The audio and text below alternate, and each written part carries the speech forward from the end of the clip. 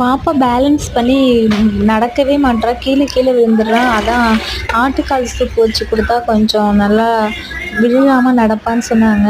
அதான் பேபிலாம் சாப்பிட்ற மாரி ஆட்டுக்கால் சூப் வச்சேன். காரமே இல்லாம செஞ்சேன். இங்க 2 கால் வாங்குனேன். ஒரு கடையில வந்து ரூ. 100 ஒரு கால் சொன்னாங்க. அப்புறம் இன்னொரு கடையில வந்து ரூ. 50 ஒரு கால் சொன்னாங்க. 2 கால் ரூ. 100க்கு வாங்குனோம். பூண்டு, இஞ்சி, சீரகம், மிளகு 2, பெருஞ்சீரகம், சோம்பு போட்டுக்கிட்டேன். அப்புறம் ஆனியன் 2 அரைச்சிக்கிட்டு, தக்காளி 2 அரைச்சிக்கிட்டேன். எண்ணெயில போட்டு நல்லா வதக்கிக்கிட்டேன் அரைச்சிக்கிட்டது எல்லாத்தையுமே. அப்புறம் ஆட்டுக்காலை நல்லா வதக்கி மிக்ஸ் பண்ணி புதினா தழையும் போட்டு கொஞ்சம் மல்லி தழையும் போட்டு மிக்ஸ் பண்ணியாச்சு.